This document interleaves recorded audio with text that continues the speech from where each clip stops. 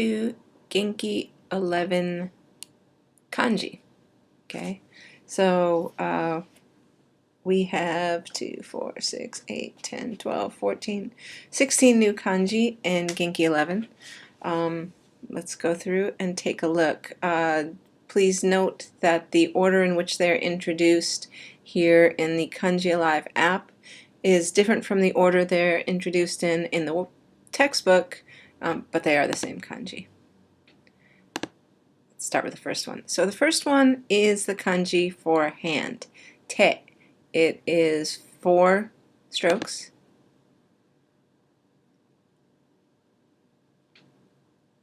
Okay, take a look at that again. So notice this line is curved with an uptick, down, left to right, and that. The onyomi, shu or zu. The kunyomi is te or ta. When you see it on its own, it's pronounced te. And supposedly it looks like a hand. 1, 2, 3, 4, 5, 6 fingered hand? I don't know. Alright, anyway, some words with which we will become familiar with are tegami, literally hand, paper. There is also kashu in the book, however it's not here. It's the kanji for uta plus shu. If you see this shu as a suffix, it often refers to some type of occupation. For example, senshu is athlete or player in a game. I think that's the only one they give us here. Shuwa, sign language, literally hand talking. And then with some alternative readings, we have jozu, right, to be good at something, upper hand. And we also have heta, right, to be not good at something, or lower hand. Another good kanji to know, otearai. It's a restroom. Literally means a place to wash your hands, but it refers to restroom facilities. Our second kanji is actually kanji 126 in the Genki book. This means city or market, and it looks like it could be 4 strokes. It's actually 5 strokes. It starts with that center chimney roof, and then finishes with the rest of the vertical stroke. So this isn't just 1 stroke. It's 1, 2 for the horizontal, that kind of bridge looking thing, and then the final vertical stroke. This can mean city. It's often a suffix used after the name of a city, or it can also mean market. The onyomi is shi, the kunyomi is ichi. The radical is this part, haba, meaning cloth. Looks like this. Clothes sold under a shop's roof at the market. So city names, for example, here, Yokohama-shi, Yokohama City. Shiyakusho, this one is City Hall. That's where you will need to go to register your residence and things like that. Shicho, with this kanji and the kanji for nagai, is a mayor, right? The head, remember that cho can mean the head of an organization. Shicho is the city's mayor. And shijo or ichiba can be a market as in stock market, or it can be a market as in a marketplace where you go to buy vegetables and fish. Toshi, city or an urban area. This is the To of Kyoto. And then shinai, inside the city. Shigai, outside the city. Kanji number 3 here is also the third kanji introduced in the Genki book. This is the kanji for like. It has a woman and a child. Looks like the child's gonna hug the lady because the child likes the lady. and this really is just a combination of those two kanji, for the kanji for onna on the left and the kanji for ko, kodomo, child, on the right. The onyomi, ko, the kunyomi, kono, like konomu, it's the su of suki, so you still need to write a hiragana ki after it. Yo and I are also other kunyomi readings. The radical is the onnahen. Looks like that. Oh, the hint. Nothing more pleasing than a woman taking care of her child. Ooh. Okay, little sexism there. Let's look at some of the examples, right? So we have suki, which we know means to like. Konomi, same kanji followed by hiragana mi, means your preference, your taste. It's to your preference. And then, oh, they have it in the book, they don't have it here. Kobutsu, which is this kanji plus the kanji for mono. And that means your favorite food. Often dai kobutsu with a oki in front of it. Number 4 is the kanji that is number 130 in the book, or the next to last kanji introduced in lesson 11. This is the kanji for have.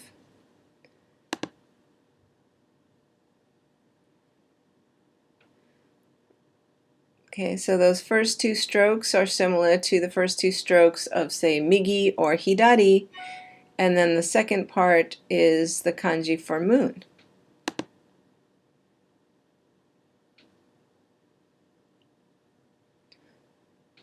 So this kanji means to have or to possess. The onyomi is you or u. Kunyomi is a, so it's the a of arimasu, although arimasu is most often still written only with hiragana, not with kanji. So the moon in hand, an ultimate expression of possession. I don't know what's going on here. Some of the examples that we know: yume, famous. So having a name that everybody knows, means you're famous. Yuryo means for fee or a toll. Yuryo doro is like a toll road. Aru, to exist, to have, to be. And oh wow, kanji for arigato, although usually you just write that in hiragana as well.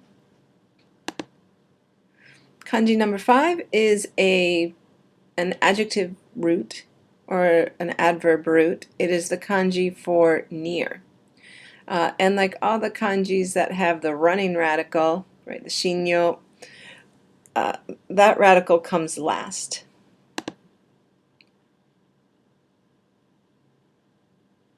Okay, so you build the inside, and then those 3 strokes at the end. So this is the kanji that means near or recent. So near in terms of space, or near in terms of time. The onyomi is kin, the kunyomi is chika for chikai. Okay. A woodcutter goes down the road to nearby trees with his axe. So this radical here is the radical that means axe, ono. In case you ever need that. You become a lumberman in Japan. So let's see, we have chikai, it's the adjective. Chikaku is the adverb for nearby. We have kinjo, near place, the tokoro, which means your neighborhood. And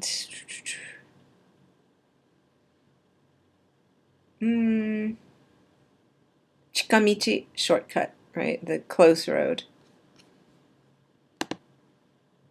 Number 6 is number 124, or the top of page 341 in Genki.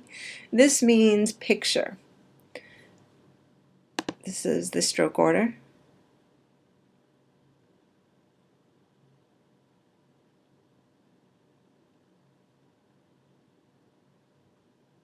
Okay, and once again.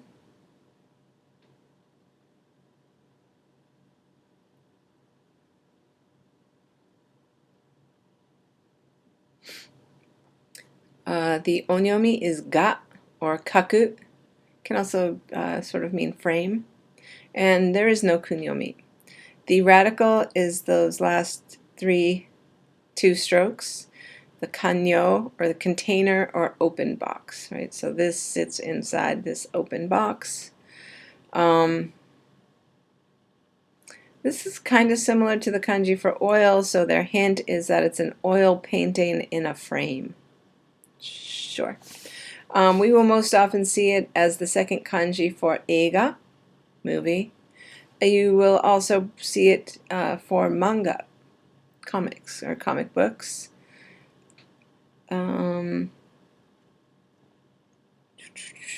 Let's see, they also have keikaku, which is a plan. So that first kanji means to measure and draw, so to draw out a plan.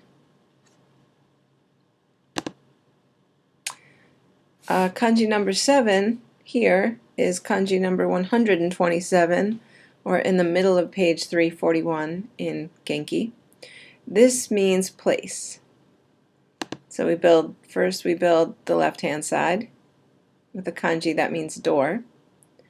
Then notice the right-hand side is the same as the inside of chikai, so close to the door. So the radical is todare, the door. Their hint is a house door protected from outsiders with an axe. So keep your axe by the door. The onyomi is sho, and the kunyomi is tokoro. Okay, so we will know this as tokoro, which is a generic word for place. Just like mono is a generic word for thing, tokoro is a generic word for place. As we saw before, kinjo, nearby place, the neighborhood. Daidokoro, it's the kitchen. And let's see, jusho, right, the kanji for sumu and the kanji for place means your address. Basho also means place. Okay. Halfway through, we have number 8. This kanji means bright or clear, and that's kind of easy to remember if we look at it. It has the sun and the moon. So the left-hand radical is the hihen, right, sun, daytime, and the right-hand radical is tsuki, or moon. The onyomi are me, or myo. The kunyomi are aka, of akarui, or aki. So it's bright and clear when both the sun and the moon are visible in the sky. This kanji is number 120 in Genki, or the 5th one introduced in lesson 11. So we have akarui, bright. It can refer to light levels. It can also refer to disposition. So if a person is akarui, they are cheerful or cheery. The word for tomorrow, ashita, right? Bright sun, bright day, is tomorrow. Asate, day after tomorrow, is this kanji, and then the kanji for ato, and then the kanji for hi, so tomorrow after day, day after tomorrow. Let's see, there is setsume, which is to explain something. Setsume suru is to explain something. Setsume by itself is an explanation. We have, let's see, what else did they give us? Have some different ones than you will find in Genki. Shoumei suru, ID, to prove or identify. Yoake, it's dawn, right? When the night, when the evening brightens, is dawn. Akiraka, not obvious or clear. Kanji 9 is kanji 123 in Genki, or the last kanji on page 340. This one also has a sun radical. Sun radical on the left, and then the right-hand side means to reflect or project. The onyomi is e. The kunyomi is the utsu of utsuru or ha. Ooh, like water in a big pot reflecting or projecting sunlight on a wall. Okay, sure, why not? We will most often see this in eiga, right, movie. So projected picture is a movie. Eiga-kan, movie theater. And then the verb forms utsuru, which is to be reflected, or utsusu, which is to project or to trace.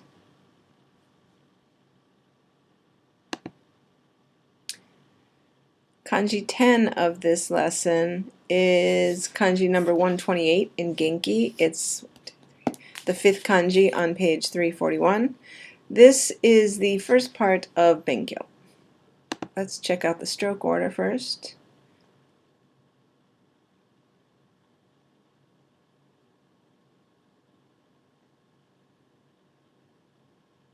Alright, the left-hand side's interesting, so watch the stroke order once more.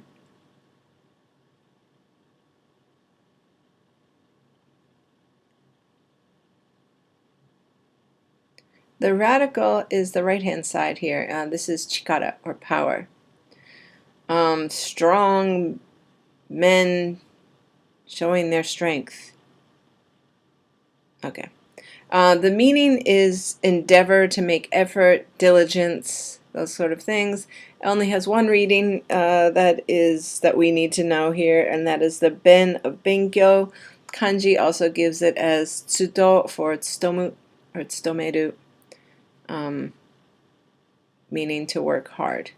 So Benkyo suru, to study. In kinben na, it's a not adjective. It means diligent, right? A hard worker, diligent worker. Kanji number 11 is in, which is number 122 in the Genki book, or number up one from the bottom of the page on 340. This means institution.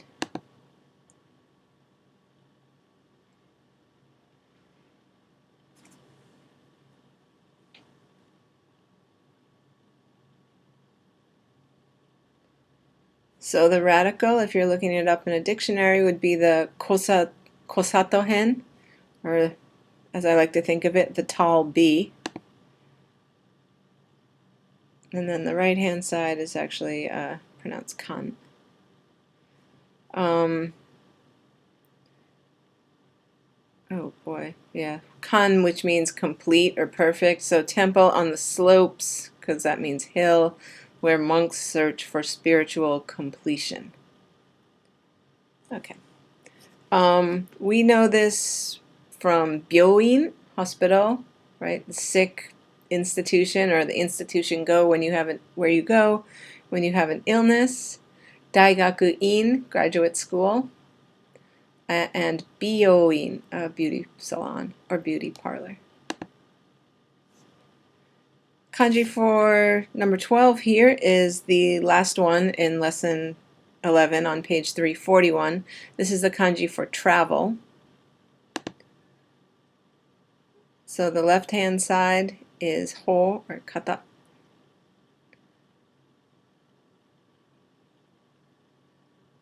And that is the right-hand side. Let's look again.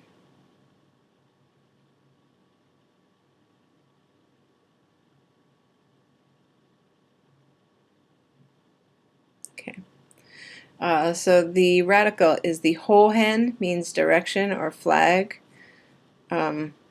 Their hint, a person leaving one house and going away in some direction to feel changed. Oh, because this part is like koromo for clothing, so change of clothing. I don't really understand the hint. The meaning of this is travel. It's the ryo of ryoko. When it's on its own, you pronounce it tabi. So we know this as ryoko suru, to travel. Ryoken, literally a travel ticket or passport. Ryokan is a Japanese inn. Tabi, in other words, a journey. Tabisaki, your destination. Tabidatsu, to start a trip. Tabibito, traveler, right? A travel person. Kanji 13 here is the kanji for illness. This is kanji number 121 on Genki page 340. Let's take a look at the stroke order.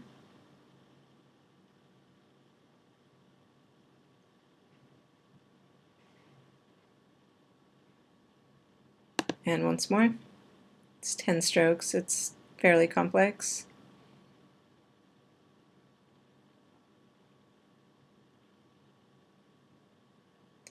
Okay, so this outside radical, yamai dare, means sickness. So any kanji you see with this as the radical is going to have something to do with some type of illness. The onyomi is byo or hei. Kunyomi is ya or yamai. So a sick person lying inside a hospital. We know byoki, right? So ki, the kibun, the feeling, to feel ill is illness. Byoin, hospital. Byonin, sick person or patient. The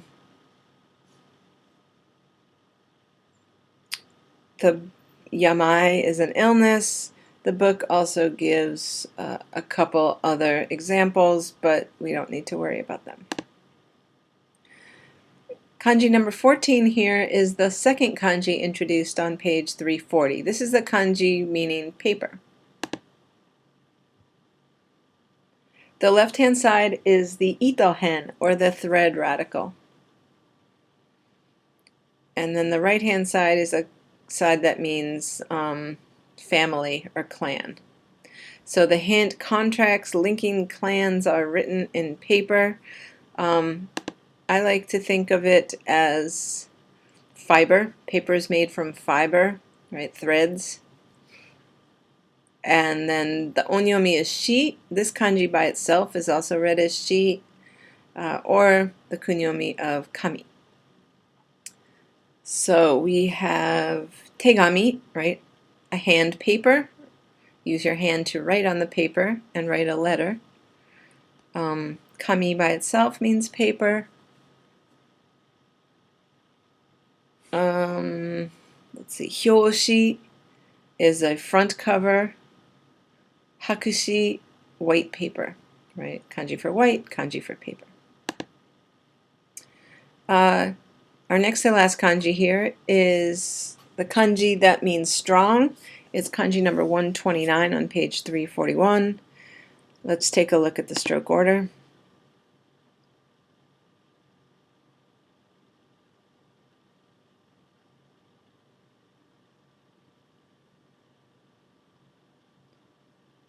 Okay, and we can look at that once again. It's 11 strokes.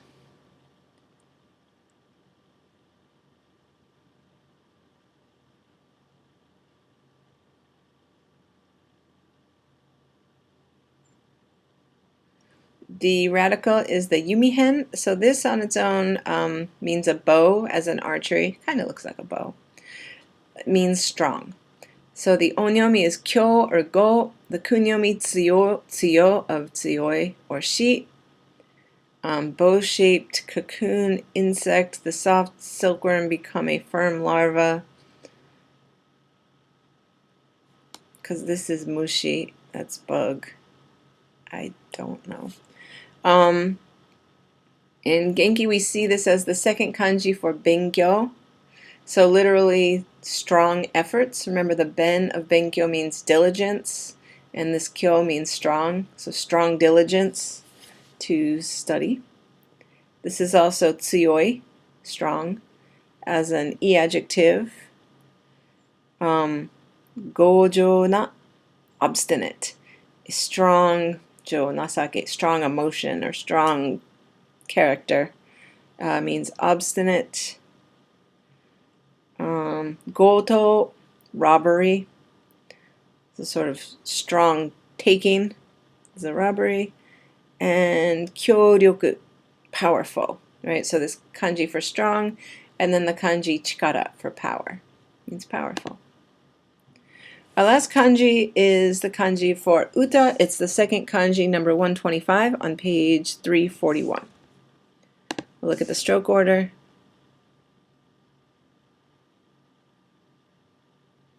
The left-hand side, the bottom is a repeat of the top. And then you have the right-hand side. The right-hand side is the radical. Akubi means to yawn or to lack. I guess you have to bring in a lot of air when you sing to produce sound. Something like that. The onyomi is ka, and the kunyomi is uta.